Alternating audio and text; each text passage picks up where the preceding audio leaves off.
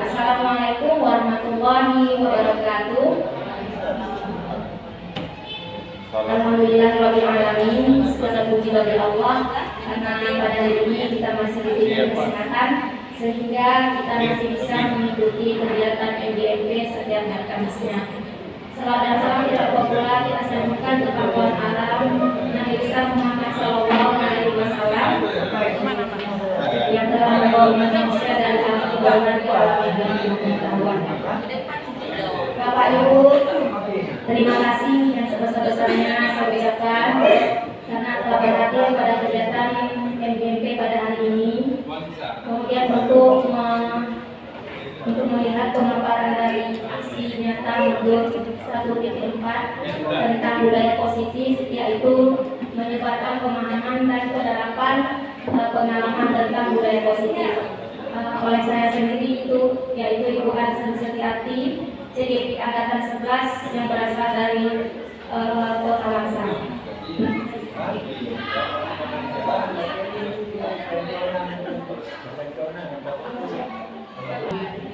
Bapak Ibu, di dalam kegiatan pendidikan calon guru penggerak ini saya dibimbing oleh dua orang guru hebat ya.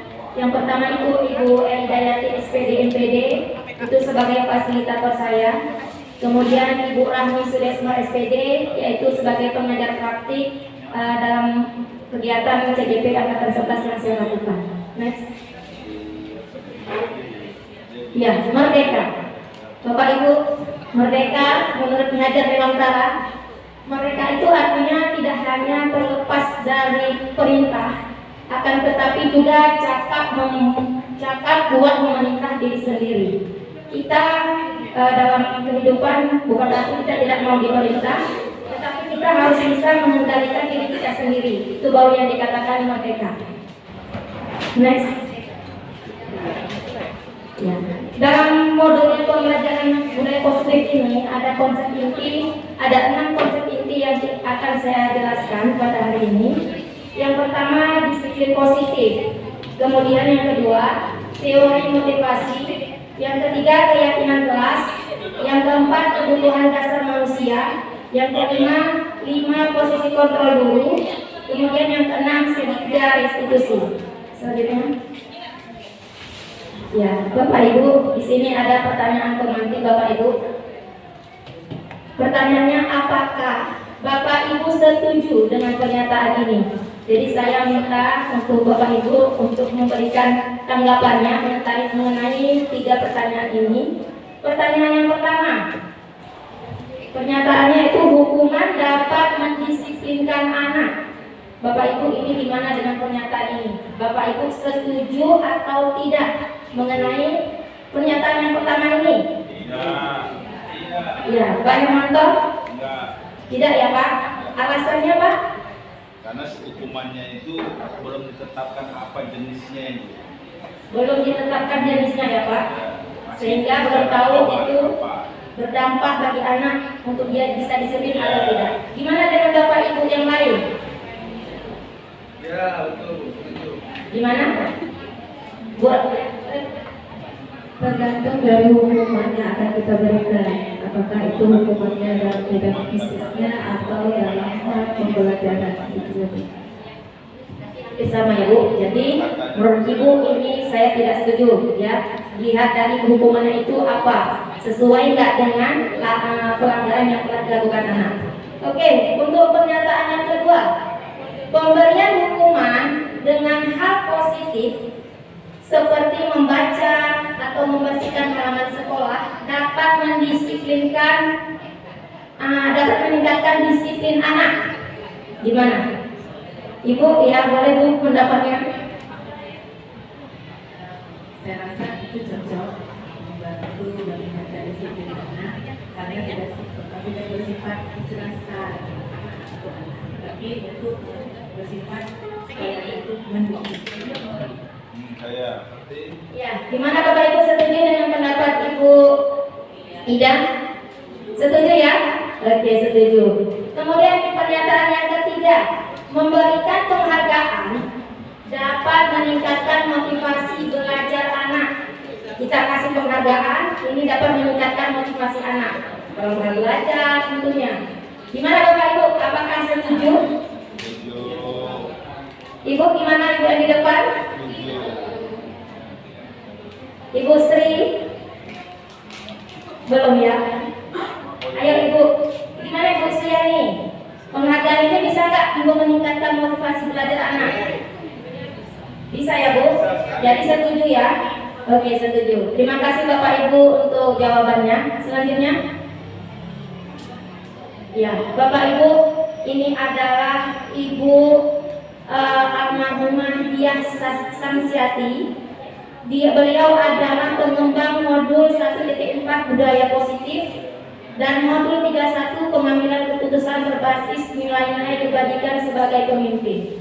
Ibu ini wafat kurang lebih 1 tahun yang lalu di bulan Agustus ya, ini sama, yaitu tanggal 26 Agustus 2023, berumur 59 tahun. Pesan terakhirnya dia mengatakan, kita sebagai pendidik perlu dari awal menciptakan lingkungan budaya positif dari hal-hal kecil sehingga anak ya bertindak dan bertanggung jawab atas tindakannya yang telah tercipta. Jadi kita melatih anak dari hal kecil untuk menciptakan budaya positif tersebut. Ini pesan terakhir dari Ibu almarhumah Diah Samsiati. Next.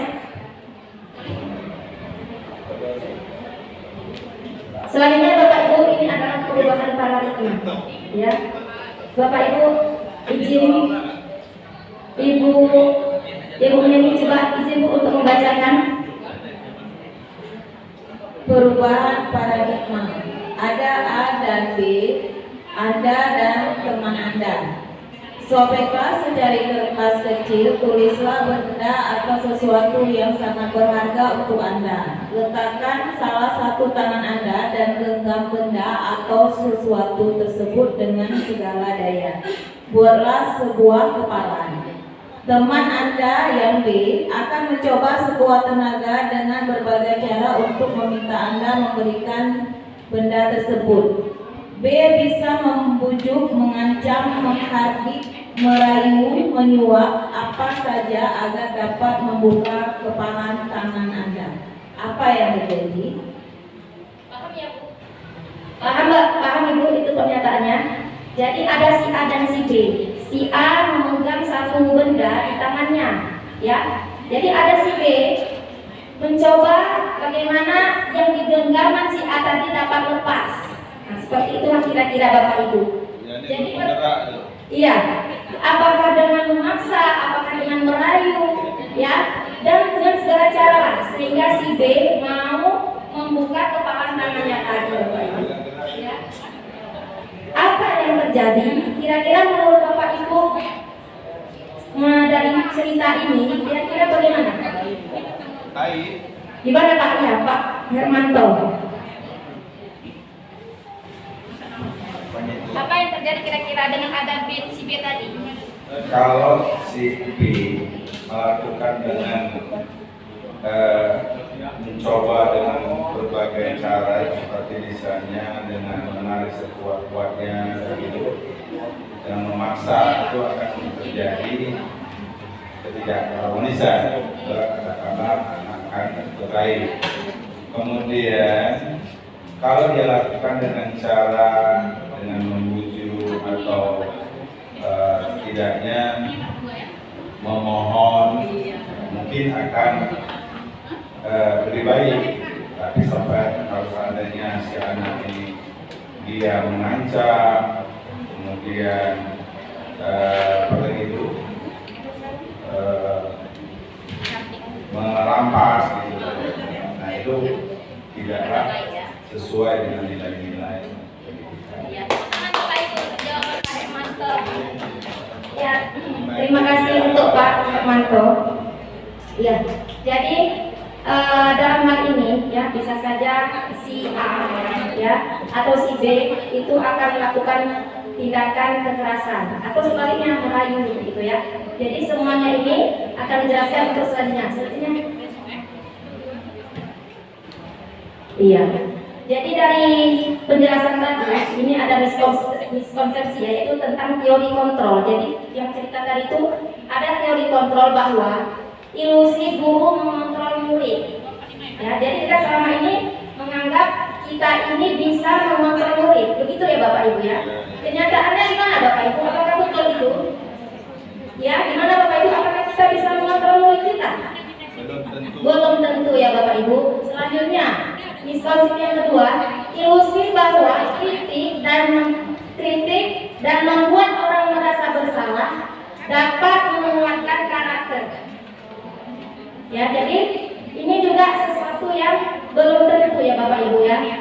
Kita mengkritik orang, membuat orang merasa bersalah, itu akan menguatkan karakter seseorang. Bisa jadi dia malah jadi lemah, betul. Begitu ya Bapak Ibu. Selanjutnya yang ketiga, ilusi bahwa semua penguatan positif, efektif dan bermanfaat. Ini bagaimana Bapak Ibu? Bahwa semua penguatan positif, efektif dan bermanfaat. Setuju nggak ini Bapak Ibu dengan ini?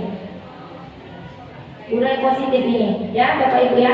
Selanjutnya ilusi bahwa orang dewasa memiliki hak untuk memaksa. Benar nggak ini Bapak Ibu? Tidak benar. Tidak benar ya. Ya, ini bukan hal-hal yang semestinya kita lakukan. Itu ya Bapak Ibu. Oke, selanjutnya. Iya. Jadi Bapak Ibu ini perubahan paradigma stimulus respon, teori kontrol atau teori pilihan. Siapa sesungguhnya yang memiliki kontrol itu Bapak Ibu? Dari cerita tadi, siapa yang mengontrol, si A atau si B? Dari cerita tadi. Gimana Bapak Ibu? Apakah yang menentukan tadi yang mengontrol itu si A atau si B?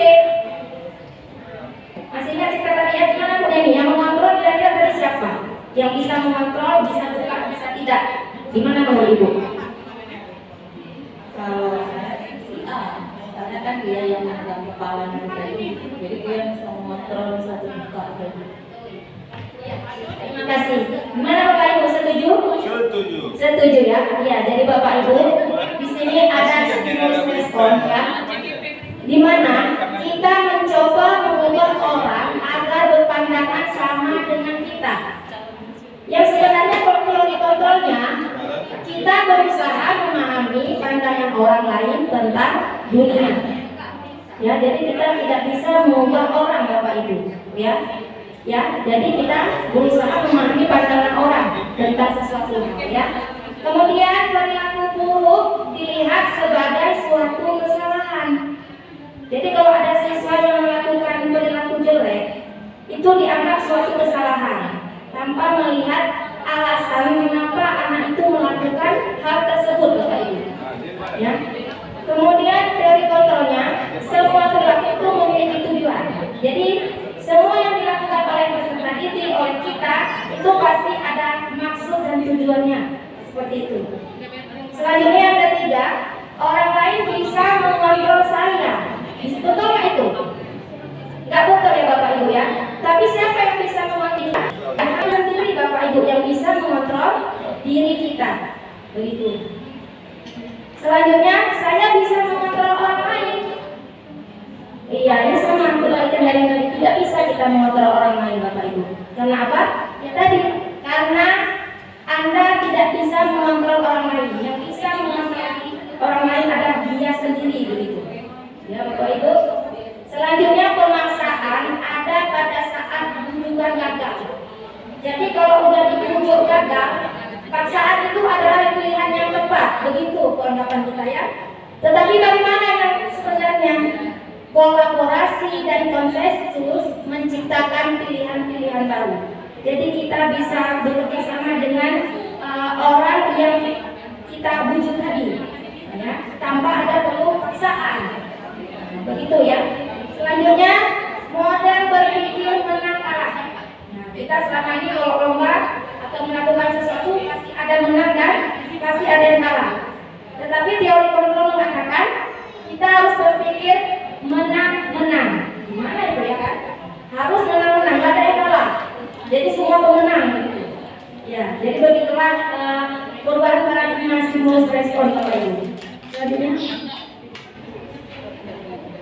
Ya, jadi tadi sudah banyak lebar kita katakan. Jadi apa itu budaya positif? Ya, menurut Bapak Ibu kira-kira apa yang terbayang ketika saya katakan budaya positif? Di sekolah pasti kita sudah lakukan ini Bapak Ibu. Contohnya apa ya budaya positif di sekolah yang kita lakukan? Membuang sampah yang tercecer. Membuang sampah. Dari pertama kita datang Bapak Ibu dari gerbang. Iya, bersalaman. 5S ya Bapak Ibu. Ya, sapa, senyum, salam, sopan, santun. Nah, itu merupakan salah satu budaya positif yang harus kita terus jalankan. Ya. Kemudian, jadi budaya positif di sini merupakan perwujudan dari nilai-nilai atau keyakinan universal yang diterapkan di sekolah. Budaya positif diawali dengan perubahan paradigma tentang teori kontrol tadi. Ya. Kemudian selama ini barangkali kita sebagai guru merasa berkewajiban mengontrol perilaku siswa agar memiliki perilaku sesuai yang guru harapkan. Begitu ya selama ini ya. Perwujudannya, guru sering memberikan hukuman kepada siswa yang melakukan kesalahan dan memberikan imbalan terhadap perbuatan baik yang dilakukan siswa. Jadi ini adalah kenyataan yang di lapangan yang sering kita lakukan. Ya, oke. Iya, itu tadi budaya positif. Selanjutnya disiplin positif. Ada nggak persamaan atau perbedaannya Bapak Ibu? Tadi ada budaya positif, sekarang disiplin positif. Ayo Ibu, gimana Bu? Ada nggak bedanya budaya positif dan disiplin positif?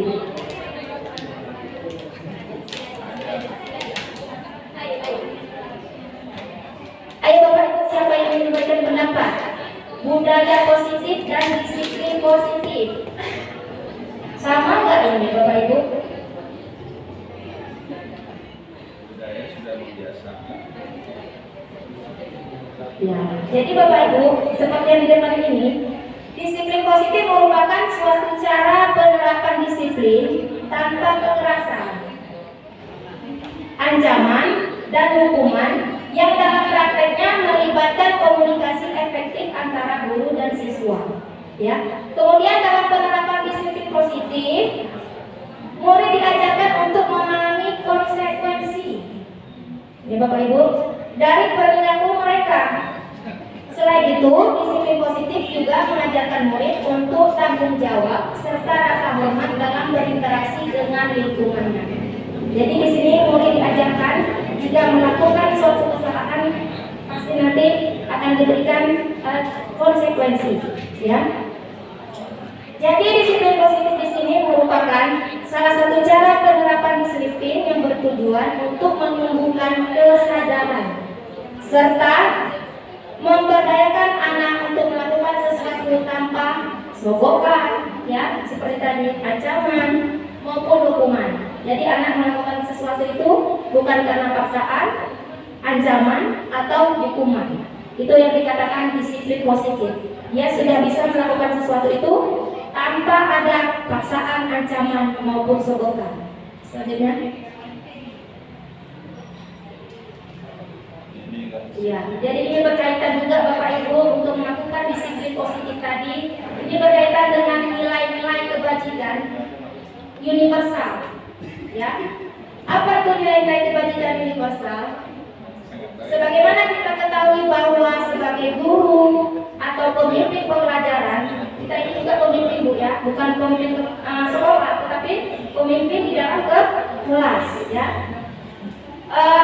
Diharuskan memiliki nilai-nilai kebajikan yang harus senantiasa melandasi setiap upaya dan usaha mendidik, ya, yaitu seperti 5 profil pelajar Pancasila. Ya, Bapak Ibu ada ya. Berpihak pada murid, reflektif, mandiri, kolaboratif, dan inovatif. Ini harus dimiliki oleh guru, Bapak Ibu.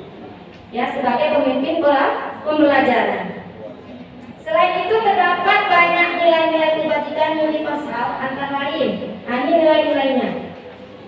Adapun nilainya keadilan, keselamatan, tanggung jawab, kejujuran, rasa syukur, berprinsip, integritas, kasih sayang, rajin, berkomitmen, percaya diri, kesabaran, dan keamanan. Jadi banyak Bapak Ibu nilai-nilai kebajikan yang bisa kita lakukan dalam kehidupan kita sehari-hari untuk kita sebagai teladan bagi murid-murid kita.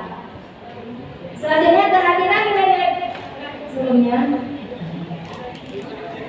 Kehadiran nilai-nilai positif yang tertanam dalam diri kita akan mampu membantu menghadapi situasi persoalan, baik pada persoalan dilematika maupun hubungan moral.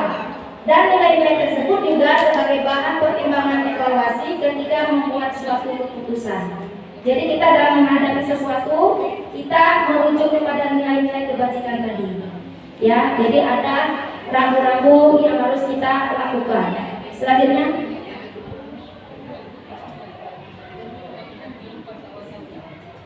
ya, jadi nilai-nilai kebajikan yang kita lakukan tadi ini untuk mencapai agar siswa kita memiliki nilai-nilai dalam menjadikan profil pelajar Pancasila.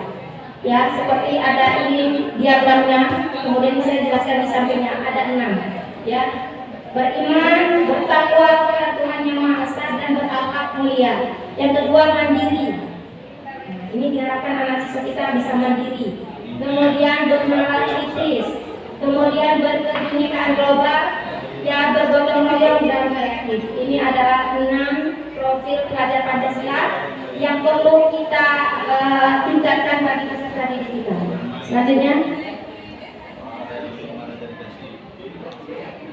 iya, Bapak Ibu, selanjutnya di sini ada teori motivasi, kemudian hukuman, penghargaan dan restitusi.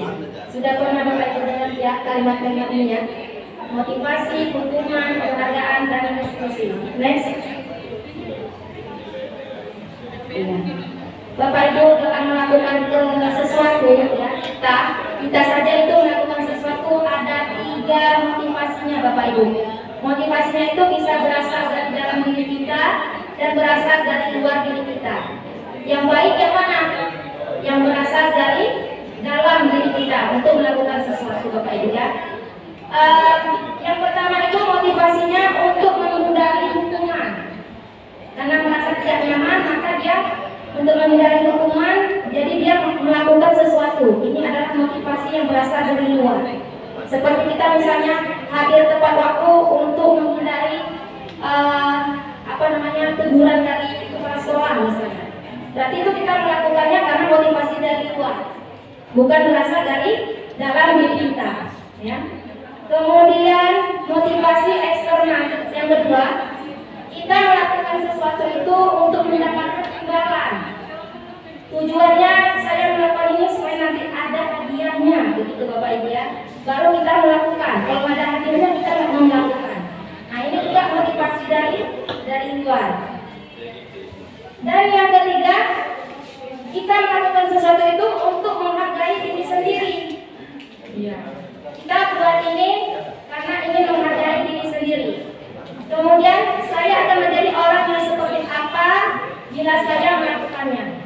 Jadi kita ada dokumen dari kita, saya datang ke sekolah tepat waktu supaya tidak telat masuk ke kelas. Malu saya masuk ke kelas kalau saya terlambat dengan anak-anak. Nah itu berarti motivasinya berasal dari diri karena saya ada teladan bagi anak-anak kita. Nah ini adalah motivasi yang terbaik Bapak Ibu dari ketiga motivasi perilaku yang kita lakukan selama ini. Next.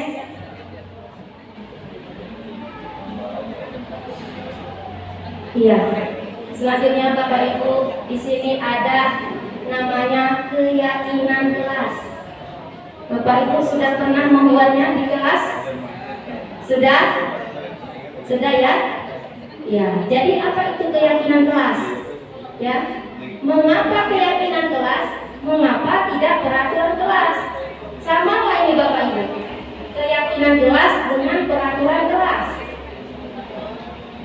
Gimana Ibu? Sama nggak peraturan kelas dengan keyakinan kelas? Peraturan sekolah dengan keyakinan sekolah. Sama nggak Bu? Iya, beda. Setuju Bapak Ibu? Iya. Di sini ada contohnya Bapak Ibu ya.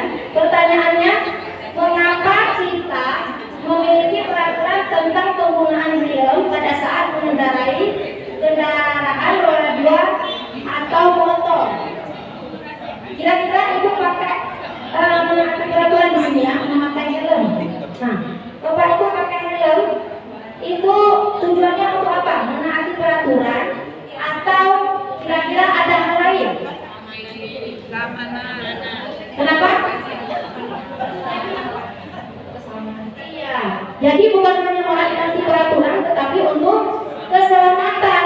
Ya, kalau ini mudah-mudahan jauh lah. Kira-kira itu kita senggol orang jatuh, kepala kita tidak langsung terbentur. Jadi di sini yang peraturan sudah nampak ya Bu? Peraturannya tidak harus memakai helm. Keyakinan kita berarti untuk menjaga keselamatan. Jadi beda antara peraturan dengan keyakinan. Kemudian ada kedua lagi, mengapa kita memiliki harus menggunakan masker? Ya, waktu masa COVID, kenapa kita harus pakai masker? Ya, sebagai pelindung juga ya Bu, untuk keselamatan kita, untuk kesehatan kita. Nah, ya, jadi bukan hanya sebagai peraturan, tetapi untuk menjaga keselamatan. Itulah namanya keyakinan. Lanjut.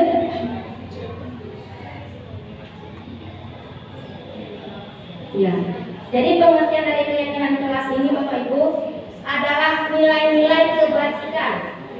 Ya, nilai-nilai kebajikan atau prinsip-prinsip universal yang disepakati bersama. Jadi ini sudah disepakati, kalau di kelas tadi sudah disepakati oleh siswa-siswa yang ada di dalam kelas tersebut.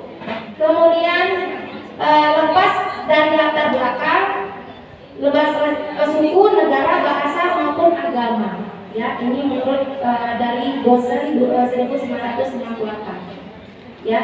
Kemudian suatu keyakinan akan lebih memotivasi seseorang dari dalam. Jadi siswa membuat itu karena sudah berasal dari motivasi dari dalam dia. Ya, itu namanya keyakinan tadi. Seseorang akan lebih bersemangat untuk menjalankan keyakinannya daripada hanya sekedar mengikuti serangkaian peraturan. Jadi dia hadir ke kelas tepat waktu karena dia sudah yakin ini adalah sudah merupakan ketetapan dari keyakinan kelas yang sudah kita buat. Murid-murid pun demikian, mereka perlu mendengarkan dan mendalami tentang suatu keyakinan daripada hanya mendengarkan peraturan-peraturan yang mengatur mereka harus berlaku begini atau begitu. Jadi dia melakukan sesuatu bukan karena harus seperti ini, ya. Tetapi apa? Sudah ada dalam diri dia. Saya melakukan ini adalah untuk kebaikan diri saya sendiri. Next.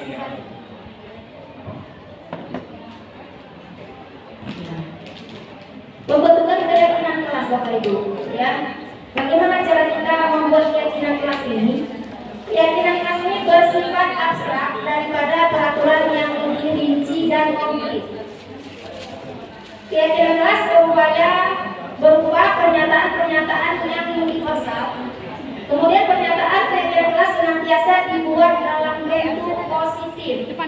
Jadi kalimatnya bentuk positif, bukan dalam bentuk kalimat negatif. Misalnya tidak boleh datang terlambat. Berarti itu kalimat negatif. Kita buat dalam bentuk kalimat positifnya. Kalau tidak boleh datang terlambat, berarti kira-kira kalimat positifnya seperti apa? Bapak Ibu, kalau kalimat negatif kan tidak boleh datang terlambat. Itu kan negatif pada kalimat tidaknya. Jadi supaya dia menjadi kalimat positif, iya, datang tepat waktu, ya Bapak Ibu. Jadi keyakinan kelas tidak boleh dalam kalimat negatif, harus dalam kalimat positif. Keyakinan kelas hendaknya tidak terlalu banyak, ya, sehingga mudah diingat dan dipahami oleh siswa kita. Nggak usah banyak Bapak Ibu. Ya, 10 itu mungkin gak banyak kali. Ya. Semua warga kelas sebaiknya ikut berkontribusi dalam membuat kegiatan kelas lewat curah pendapat. Jadi kita dalam bentuk keyakinan kelas, siswa kita kasih kertas, kita tulis, suruh tulis mereka apa satu keyakinan yang ingin kamu terapkan. Misalnya siswa kita 30 buat semuanya. Ya. Kemudian dari 30 kita pilih ada yang sama, kita cabut, ambil satu. Dari 30 yang sama-sama kita pilah-pilah sehingga nanti akan diperoleh beberapa kalimat yang perwakilan dari seluruh siswa di kelas tersebut. Kemudian bersedia meninjau kembali keyakinan kelas dari waktu ke waktu. Jadi keyakinan yang sudah buat bisa kita tinjau lagi. Kalau ada anak-anak ini gimana keyakinan kelasnya? Mau dilanjutkan atau mau ditambah? Nah, jadi harus ada selalu update gitu ya, ditinjau kembali keyakinan kelas yang sudah kita buat. Selanjutnya, iya. Jadi ini perbedaan antara peraturan dan keyakinan kelas. Ya, tadi ada peraturan, ada keyakinan. Apa? Kalau peraturan selalu kembalikan buku ke tempatnya. Ini contoh kalimat untuk peraturan. Jadi kalau keyakinannya dari kalimat ini, ya, selalu letakkan buku ke tempatnya. Jadi untuk kalimat keyakinannya cukup dengan tanggung jawab. Cocok ya? Ya harus bertanggung jawab. Kalau sudah ambil buku taruh balik. Nah itu adalah keyakinan, kalimat keyakinan yang bisa kita buat untuk pernyataan selalu kembalikan buku ke tempatnya. Kalau dilarang mengganggu orang lain, nah itu kalau bentuk keyakinannya ini dia menghormati orang lain dan diri sendiri. Bapak Ibu ya. Hadir di sekolah 15 menit sebelum pelajaran dimulai. Ini peraturan. Kalau keyakinannya menghormati orang lain, komitmen pada tujuan. Jadi komitmen dengan peraturan yang sudah dibuat. Itu bentuk keyakinannya. Dilarang melakukan kekerasan. Keyakinannya apa di sini? Keselamatan, keamanan, ya, menghormati orang lain. Nah, seperti itu bentuk keyakinannya. Dilarang menggunakan narkoba. Kenapa kita tidak menggunakan narkoba? Karena itu tidak sehat. Jadi keyakinannya adalah untuk kesehatan. Kemudian bergantian atau menunggu giliran, antri gitu ya. Jadi apa? Bentuk keyakinannya kesabaran, menghormati orang lain. Ya, jadi kita hormati orang lain yang sudah duluan di depan. Nah, itu budaya antri. Kemudian gunakan masker, itu sama ya. Jangan berlari di kelas atau koridor. Itu bentuk keyakinan yang juga keselamatan. Next. Iya, Bapak Ibu, ini dokumentasi keyakinan kelas yang sudah saya buat di kelas 31 ya. Jadi kita jelaskan dulu sama anak-anak tentang keyakinan kelas. Kemudian kita minta anak-anak untuk menulis di kertas dan bisa kita tempel di kertas hitam seperti itu ya, kertas plano atau yang lebih cantik. Next. Iya. Dihukum oleh penghargaan. Kenapa kita kasih penghargaan dibilang dihukum? Nah, begitu kalimatnya Bapak Ibu. Kenapa bisa terjadi kita kasih penghargaan? Itu artinya dia menghukum orang yang dikasih penghargaan tersebut. Apa maknanya? Ya, iya, Ibu Suci. Karena kalau sudah terbiasa dikasih penghargaan, besok-besok anak itu dia nanti udah mau lagi. Nanti udah terbiasa. Nanti kalau bisa menjawab nanti dikasih hadiah ini gitu. Jadi kalau demikian selalu, jadi nanti dia udah nggak semangat lagi lah gitu. Ya, terutama untuk Ibu Cur. Ya. Jadi Bapak Ibu ternyata kita kasih penghargaan selama ini itu bisa jadi untuk menghukum anak, karena nanti dia tidak terbangkit rasa memang dari dia sendiri, karena kita dimotivasi, ya motivasinya bukan berasal dari diri dia, karena ada sesuatu yang dia inginkan. Jadi nanti akan terbiasa sampai dia besar seperti yang Bunda bilang tadi, ya. Jadi ini penghargaan ini pengaruh jangka pendek dan jangka panjang. Seperti tadi ya, jangka pendek dan jangka panjang. Jangka panjang nanti dia akan terbiasa. Kalau nggak mau melakukan sesuatu, nggak mau dia karena tidak ada imbalannya. Seperti yang kita di rumah juga. Ya, apa yang kita suruh harus ada imbalan. Nah, itu seperti itu. Kemudian penghargaan hukum, penghargaan uang ketepatan, penghargaan tidak ada. Jadi penghargaan Bapak Ibu yang kita lakukan bukan hanya kita bukan memberikan sesuatu materi Bapak ya, tapi kita bisa memberikan pujian ada itu akan lebih baik daripada kita kasih hadiah itu. Pujian aja yang ringan ya, seperti itu. Untuk penghargaan. Selanjutnya Belakang dari absen. Iya. Bapak Ibu, di sini ada kalimat hukuman dan konsekuensi. Bapak Ibu, Ibu, izin Ibu, hukuman dan konsekuensi. Kira-kira menurut Ibu ini apa bedanya atau sama? Hukuman dengan konsekuensi biasanya berbeda. Kalau hukuman langsung diberikan kepada anak sesuai dengan lakukan, sedangkan konsekuensi butuh waktu di mana dia untuk mengalami suatu perubahan. Iya, terima kasih Ibu ya. Lanjut juga kita lihat apa perbedaan hukuman dan konsekuensi. Di sini ada kasus Bapak Ibu, ya. Untuk menjawab apa sama atau beda, bisa minta tolong satu orang untuk membaca siapa ya? Iya, Ibu Santi, tolong Ibu. Kerja. Kenapa? Bapak coba ya. Bapak Ibu siapa ya? Satu orang yang kita tolong baca. Ibu. Apa ya? Bacalah kasus bawah ini. Bacalah kasus di bawah ini dan coba jawab pertanyaan-pertanyaan yang diberikan. Iva kurang menguasai pelajaran matematika, sehingga pada saat pelajaran tersebut berlangsung, dia lebih banyak berdiam diri akan menggambar di buku pelajarannya. Pada saat guru matematikanya, Pak Seno menanyakan pertanyaan Iva menjadi guru dan tak sengaja menjatuhkan tasnya dalam kursi, serta tiba-tiba menjadi gagap pada saat berupaya menjawab. Seluruh kelas pun tertawa melihat perilaku Iva yang bicara tergagap dan terkejut tersebut.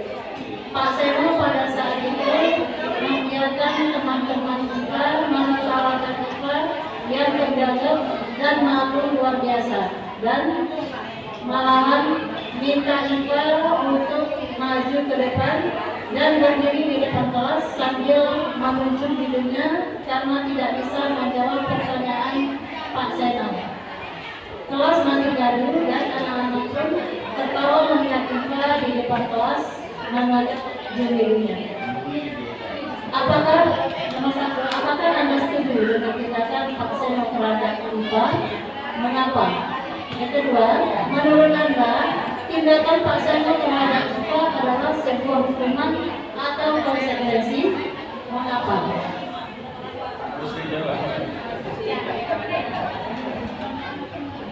Ya, sudah paham ya Bu dan ceritanya. Gimana Bapak Ibu? Apakah Anda setuju dengan tindakan Pak Seno? Tidak. Tidak, ya tidak. Kenapa Ibu? Siapa? Ayo. Bapak Ibu, ya Ibu mau lagi silakan. Tindakan Pak Seno itu membuat manusia anak, sehingga anak itu tidak merasa pede, makanya tidak boleh seorang guru langsung yang berbuat anaknya seperti itu. Itu menurut saya. Terima kasih Ibu. Menurut Anda tindakan Pak Seno terhadap Iva adalah sebuah hukuman atau konsekuensi? Hukuman atau konsekuensi? Hukuman ya? Iya, hukuman ya. Kenapa tadi? Karena membuat malu begitu ya. Iya. Oke, kita lihat next selanjutnya. Iya, jadi Bapak Ibu perbedaan hukuman dan konsekuensi dari cerita tadi bisa kita lihat dari sini Bapak Ibu ya. Kalau hukuman sesuatu yang menyakitkan harus terjadi. Jadi anak itu nunjuk kan gimana perasaannya ya? Pasti dia akan malu ya. Kalau konsekuensi sesuatu harus terjadi. Nah itu perbedaan kalimatnya. Kemudian hukuman membuat anak sakit fisiknya atau hati untuk jangka waktu yang lama. Jadi profesi Iva tadi pasti nanti dia akan malu seterusnya dengan kawannya. Ya. Kalau konsekuensi membuat anak merasa tidak nyaman, yang tidak nyamannya pada saat itu aja. Ya tidak berlanjut lama seperti itu. Kemudian anak membenci kedisiplinan kalau hukuman ini. Ya kalau ada peraturan anak benci sekali itu berarti hukuman kalau dilakukannya. Kemudian anak menghargai disiplin. Ya, kalau untuk konsekuensi, kalau kita kasih konsekuensi nanti, dia hargai itu, dia maklumi. Nah, jadi itu namanya konsekuensi. Kemudian, kalau hukuman itu berupa paksaan, ya Bapak Ibu ya. Nah, sesuatu itu harus dilakukan, harus itu namanya paksaan. Itu adalah hukuman. Sedangkan konsekuensi ada stimulus dan ada tanggapan. Jadi lebih ringan seperti itu Bapak Ibu. Yang selanjutnya mendorong anak menyakiti diri sendiri. Jadi kalau nggak ikut nanti guru marah. Jadi dia mendorong harus buat ini. Ya seperti tadi kunjung hidung misalnya ya. Kemudian mendorong anak agar mudah menyesuaikan diri. Jadi konsekuensi dia bukan sesuatu yang mempermalukan, tetapi untuk merubah dirinya. Ya pelan-pelan. Kemudian konsepsi yang buruk. Jadi hukuman ini akan membuat dia menjadi konsep sesuatu yang buruk bagi dia. Kemudian kalau dia ini kalau untuk konsekuensi, nah ini akan membuat menjadi lebih baik anak tadi. Kemudian anak belajar untuk menyembunyikan kesalahan. Nah, kalau hukuman ini anak cenderung untuk sembunyi-sembunyi melakukannya ya. Sedangkan kalau konsekuensi anak belajar untuk mematuhi peraturan. Selanjutnya lagi, kalau hukuman dia pasti marah, rasa bersalah, mengeluhkan, merasa tidak dihargai. Kalau konsekuensi, kehilangan hak. Kalau dia sesuatu, nanti ada hak dia yang hilang. Kemudian dibuat tidak nyaman, diasingkan untuk sementara. Jadi ini adalah perbedaan antara hukuman dan konsekuensi. Bisa Bapak Ibu bedakan ya? Selanjutnya. Bapak Ibu di sini ada tindakan guru ya. Bapak Ibu saya minta untuk memberikan tanggapan Bapak Ibu ini termasuk hukuman atau konsekuensi. Boleh ya Bapak Ibu? Boleh ya.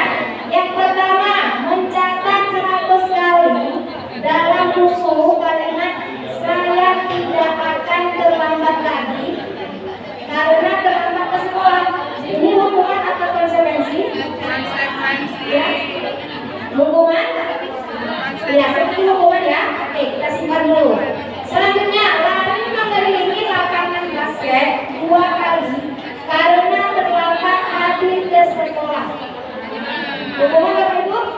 Hukuman. Oke, kita simpan. Yang ketiga, murid diminta. Oke, saya minta aja 1 orang. Ibu tolong yang ketiga gimana?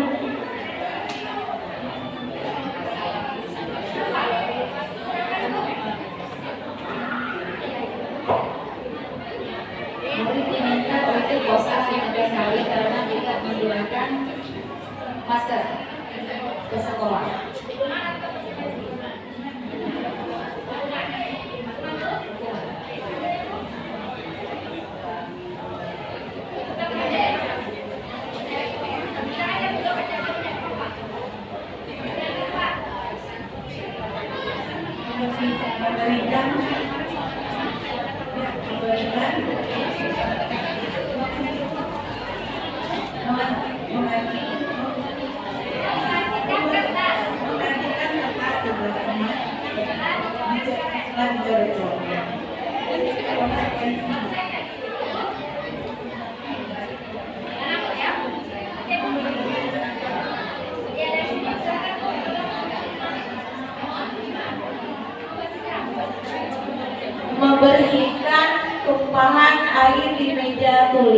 karena tersenggol pada saat belajar. Konsep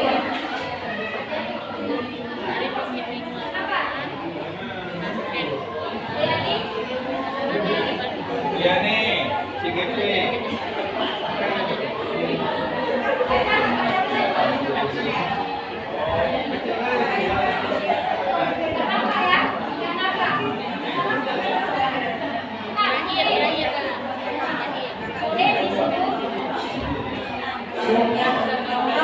Murid disuruh untuk mengenakan sepatu seharian di sekolah karena tidak menggunakan sepatu hitam. Oh, murid disuruh untuk tidak menggunakan, ya. Jadi menurut saya ini hukuman. Ya, kawal. Lari mengelilingi lapangan basket 2 kali karena terlambat 10 menit untuk pelajaran TKOK. Itu menurut saya konsekuensi karena sesuai dengan pelajaran TKOK-nya. Ya, Bapak Ibu, tepuk tangan untuk kita semuanya. Ya, terima kasih Bapak Ibu. Kita lihat jawabannya ya Bapak Ibu. Next. Iya, ini dia Bapak Ibu ya. Yang pertama itu hukuman, ya. Yang kedua hukuman 3. Kemudian konsekuensi, hukuman dan konsekuensi. Jadi bedanya Bapak Ibu, kalau konsekuensi tadi dia bertanggung jawab Bapak Ibu untuk hal yang telah dia lakukan kesalahan itu dia harus bertanggung jawab untuk menggantinya seperti tadi bertumpah gelap. Jadi kalau hukuman itu tidak sesuai dengan kesalahan yang dia buat. Kalau yang terakhir itu cocok Bapak Ibu ya, lapangan basket untuk pelajaran PKOK cocok. Tapi kalau Anda ada IPA, itu cocok Bapak Ibu ya. Jadi kalau dia tergantung dengan pelajaran itu dianggap merupakan konsekuensi. Begitu ya Bapak Ibu, bisa dipahami ya. Next. 68 ya Pak. Ya, jadi Bapak Ibu, kita anak didik kita ini melakukan sesuatu karena ada kebutuhan dasar ya yang kita miliki. Misalnya apa? Ada 5 di sini Bapak Ibu. Yang pertama kebutuhan hidup untuk bertahan hidup. Misalnya kebutuhan hidup seperti makan, minum, dan sebagainya itu merupakan kebutuhan hidup yang harus kita dapatkan. Kemudian cinta dan kasih sayang. Kita butuh ya Bu, cinta dan kasih sayang ya. Nah, itu juga merupakan kebutuhan dasar yang harus kita dapatkan Bapak Ibu. Selanjutnya kebebasan. Suka nggak dikekang? Enggak ya, pasti seseorang mau bebas melakukan apapun. Kemudian kesenangan. Pastinya orang pasti butuh kan. Sudah capek mau senang-senang misalnya.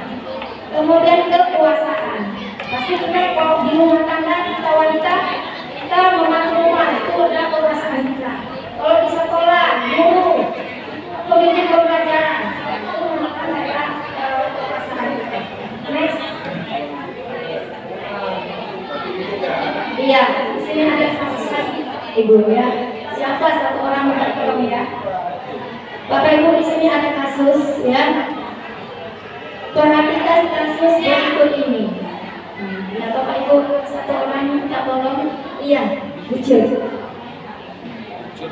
Bu Ani, guru kelas 5 di SD Pelita Mati, sedang bingung menghadapi salah satu murid di kelasnya. Agus, beberapa anak telah datang dan mengeluhkan Agus yang seringkali meminta bekal makan siang mereka dengan haknya. Jika Anda menghadapi situasi seperti Bu Ani, apa yang akan Anda lakukan? Menurut Anda, kira-kira apa alasan Agus melakukan hal itu?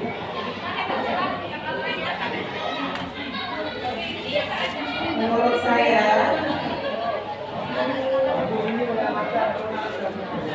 Jika Ibu menghadapinya, apa yang Ibu lakukan? Apa Ibu jadi Ibu Ani? tadi ada kasusnya yang tadi ya, ada 5.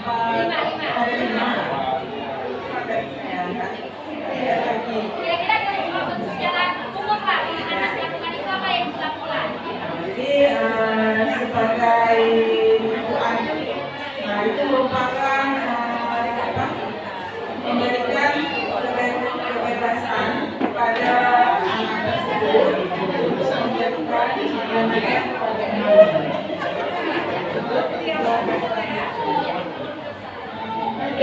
Terima kasih Ibu yang lain ada. Jika kita jadi Bu Ani melihat anak mengambil makanan kawannya, apa yang kita lakukan Bapak Ibu kira-kira? Ibu, jika Ibu melihat ada anak mengambil makanan kawan lain, ayo saya bisa pakai sini. Gimana Pak? Jika Bapak melihat hal ini, apa yang Bapak lakukan?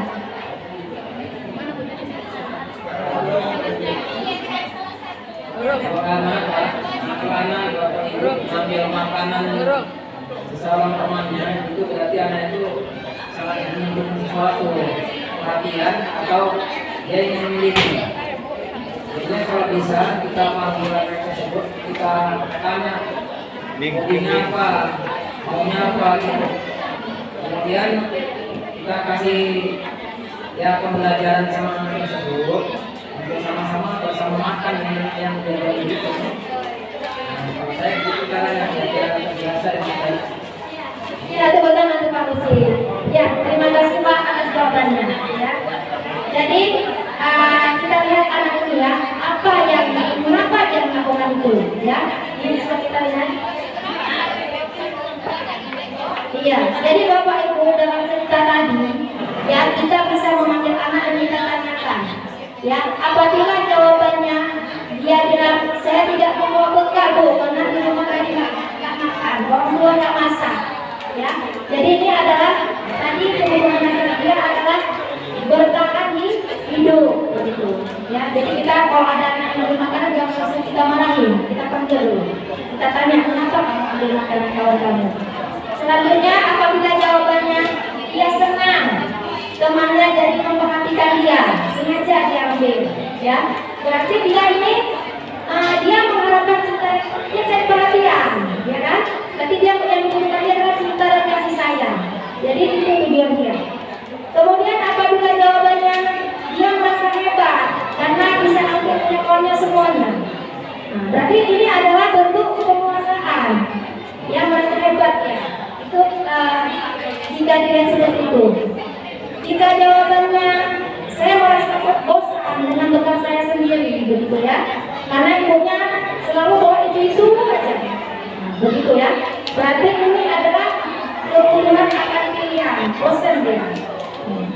Selanjutnya karena jawabannya iseng Bu, iseng aja ambil punya kawannya.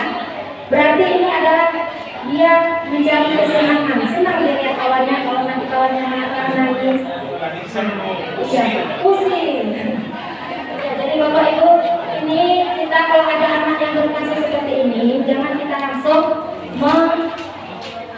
menjudge dia yang buruk. Kita panggil dulu ya, kita tanya alasannya. Next. Ya, jadi Bapak Ibu kita sebagai guru bisa memiliki iman kontrol Bapak Ibu, ya. Bisa kita sebagai penghukum, bisa kita sebagai membuat orang merasa bersalah, kemudian teman, kita bisa jadi teman, kemudian pemantau dan manajer. Jadi kelima posisi kontrol ini Bapak Ibu, yang terbaik itu adalah manajer. Jadi kita tanya sama anak, kalau kasih tanya jawab. Jadi bukan hanya langsung menghukum. Itu tidak boleh. Atau kita buat anak itu merasa bersalah. Ya, kamu kok seperti, nah itu kan jadi dimarah sama kepala sekolah. Nah itu adalah contoh membuat anak merasa bersalah pada dirinya sendiri. Itu juga tidak baik. Jadi manajer bagaimana? Ya, kita gali alasan-alasan dia yang mengapa melakukan hal tersebut. Next. Iya, jadi pengakuan tadi Bapak Ibu itu disebut dengan restitusi Bapak Ibu ya. Apa itu restitusi? Proses menciptakan kondisi bagi murid untuk memperbaiki kesalahan mereka, sehingga mereka bisa kembali pada kelompok mereka dengan karakter yang lebih kuat. Restitusi juga merupakan proses kolaboratif yang mengajarkan murid untuk mencari solusi untuk masalah mereka dan membantu murid berpikir tentang orang seperti apa yang mereka inginkan, ya, dan bagaimana mereka harus memperlakukan orang lain. Jadi ini harus kita terapkan Bapak Ibu, restitusi namanya. Sudah pernah dengar Bapak Ibu sebelumnya restitusi? Belum ya? Ini hal baru ya Bapak Ibu. Nah, jadi ini adalah suatu cara kita untuk memperbaiki kesalahan anak dengan metode restitusi. Kita lihat selanjutnya. Belum tahu ya? Belum nengok mana itu? Iya, ini Bapak Ibu sebutkan ini restitusi Bapak Ibu ya. Salah satunya itu restitusi ini memperbaiki hubungan, ya bukan untuk mencari lawan, ya tetapi memperbaiki hubungan. Kemudian kita berikan tawaran, bukan paksaan. Ya pastikan seperti hubungan itu adalah paksaan, tetapi apa? Bentuk tawaran-tawaran kepada anak. Selanjutnya apa lagi? Ya, restitusi fokus pada solusi. Kita cari permasalahannya. Misalnya anak tidur di kelas. Kenapa kamu tidur di kelas? Ya, kita cari solusinya bagaimana dia tidak tidur di kelas lagi. Ya, jadi seperti itu ya Bapak Ibu. Next. Iya, ini adalah tindakan restitusi yang bisa kita lakukan. Itu ada 3 tahap ya Bapak Ibu. Yang pertama menstabilkan identitas. Ya. Kemudian yang kedua validasi tindakan yang salah. Kemudian menanyakan keyakinan. Jadi contoh kalimatnya seperti ini Bapak Ibu. Dalam menstabilkan kelas, kita bilang, semua orang pasti buat salah. Ibu aja buat salah. Nah, itu adalah kita menstabilkan dia. Jadi dia ke posisi selalu saya salah. Semua orang pernah berbuat salah. Itu adalah menstabilkan. Kemudian validasi tindakan yang salah. Contoh kalimatnya, kamu tentu punya alasan kenapa melakukan ini. Nah itu kita gali sama dia. Kamu pasti punya alasan ya melakukan itu. Jadi kita langsung menjudge dia begitu ya. Kemudian yang ketiga menanyakan keyakinan. Kita pasti nah kita sudah buat keyakinan keras kan. Coba setelah tadi kamu keyakinan mana? Tanyakan sama dia. Oh tidak Bu, saya sudah tidak jujur atau tidak bertanggung jawab. Jadi tahap inilah Bapak Ibu untuk menyelesaikan masalah yang terjadi di kelas maupun di sekolah melalui tahapan restitusi namanya Bapak Ibu. Next. Iya, jadi Bapak Ibu ini dokumentasi pelaksanaan restitusi yang sudah saya lakukan di sekolah saya. Ada 2 kasus. Kasus yang pertama ini anaknya tidur di kelas, jadi kita panggil dia. Kita lakukan tahap restitusi tersebut. Kemudian yang kedua anak asalnya tidak pakai, kawannya tiket dia kabur. Nah, jadi kita tanya, kita panggil dia, kenapa? Ya, perlakuan ini bukan hanya sekali dilakukan, tapi sudah keseringan. Jadi kita panggil dia, kita tanya dalam kita lakukan itu menggunakan segitiga restitusi. Begitu ya Bapak Ibu. Oke Bapak Ibu, sudah demikianlah presentasi dari saya. Adakah pertanyaan atau masukan dari teman-teman MBMPIPA yang ada di ruangan ini Bapak Ibu? Saya beri waktu untuk 1 atau 2 pertanyaan. Kalau saya bisa jawab, saya jawab. Kalau enggak, nanti jadi PR. Adakah Bapak Ibu yang ingin menanyakan?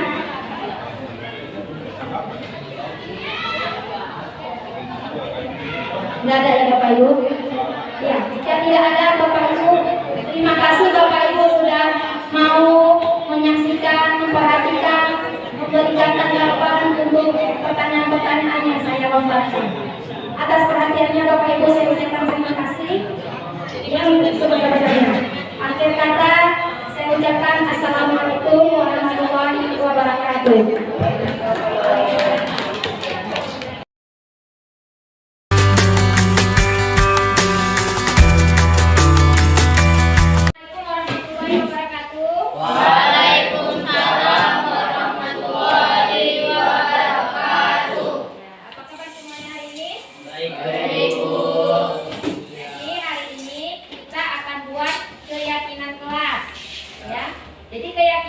Itu hampir mirip seperti peraturan kelas atau peraturan sekolah yang ada di sekolah. Tapi ini lebih khusus lagi yaitu kita buat di kelas. Keyakinan kelas ini tujuannya adalah untuk mendisiplinkan kita, ya, menaati apa yang kita yakini dan kita harus bertanggung jawab dengan apa yang sudah kita buat. Jelas? Jelas. Ini nanti saya bagikan kertas. Tulis 1 keyakinan yang akan kalian buat, tetapi bentuk kalimatnya jangan bentuk kalimat negatif. Misalnya tidak boleh mencontek. Nah, jadi tidak boleh kata seperti itu. Kalau tidak boleh mencontek berarti kita buat bentuk kalimat positifnya seperti apa? Ya, jujur. Ya. Contoh yang lain, Adit tidak boleh terlambat. Berarti kalimat positifnya apa? Jadi jelas semuanya? Jelas. Nah, ini kubagikan ya.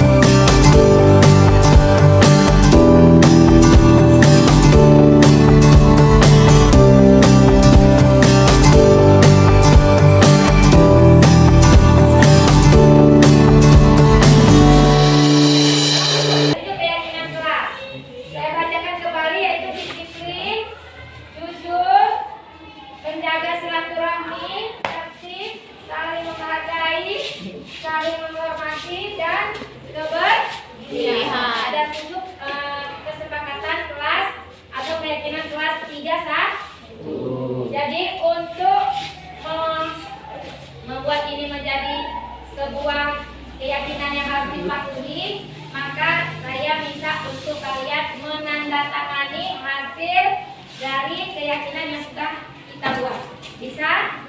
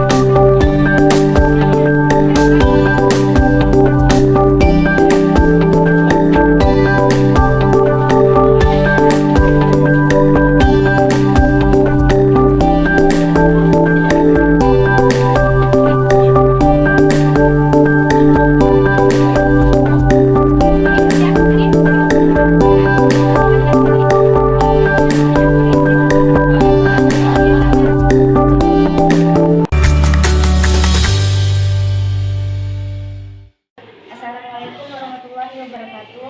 Perkenalkan, nama saya Cantika Arafa dari kelas 91. Assalamualaikum warahmatullahi wabarakatuh. Nama saya Irul Setiawan dari kelas 31. Assalamualaikum warahmatullahi wabarakatuh. Saya Iqbal Saputra dari kelas 91.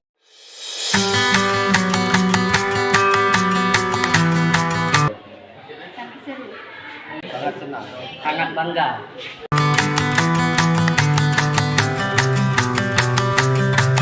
Sangat penting. Sangat penting.